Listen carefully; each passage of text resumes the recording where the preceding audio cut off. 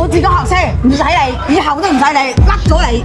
定哥，飲完茶之後，之後翻軍安嚟。唔翻，掛住翻軍安。你驚間屋俾人搬走咗啊？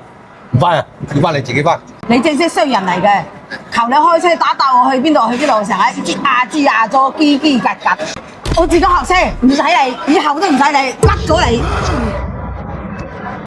燕姐，你嚟真㗎？係啊，我已經打電話約咗教練啦，我依家就過去學車啦。啊，咁真係，你依家得唔得閒，方唔方便？車我去好唔好？好啊，咁我哋走啦，走，好走。Hello， 教練啊，係嘛？方唔方便帶個咪啊，教練？好。但係我依家咧一片空白嘅喎，乜？唔怕嘅，好容易嘅呢啲，難得你有咁嘅勇氣就得噶啦，係嘛？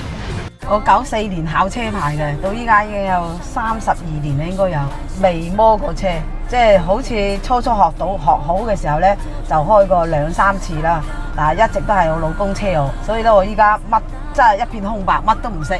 慢慢嚟，係啊。你咁個年紀啊，咁有咁個勇氣啊，真係啊，已經係好噶啦。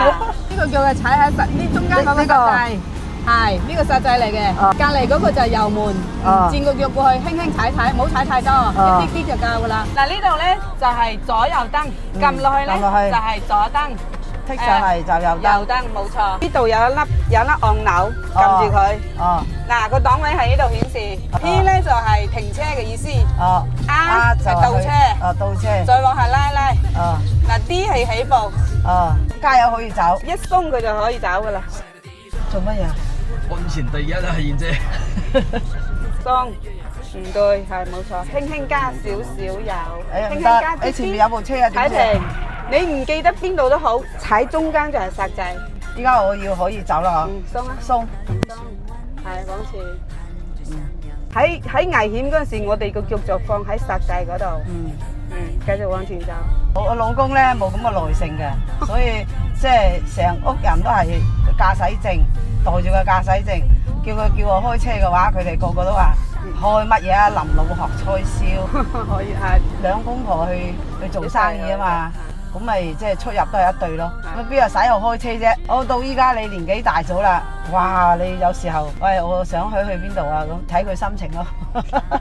佢心情好嘅話，好啊，我同你去；心情唔好嘅話，去乜啊去？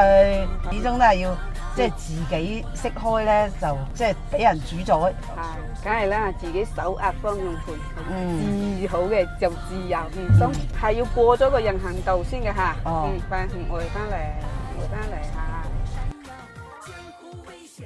哇，你睇，成身都汗啦，你睇。係啊，唔緊要嘅係。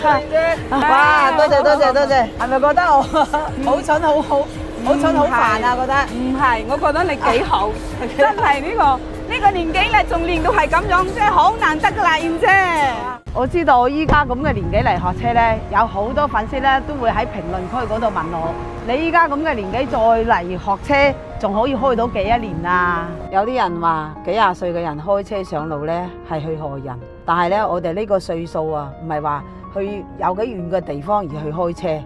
我哋學車謹慎，開車嘅時候咧更加謹慎。嗱，我自己揸住個駕照咧幾廿年啦。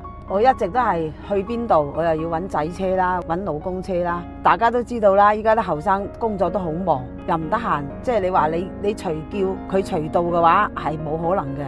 但係咧，如果你叫老公嘅話，後生嗰陣咧肯定係嘤嘤聲嘅。即係呢家老咗年紀大咗嘅時候啊，老公啊冇咁好使啦。你哋覺得係咪啊？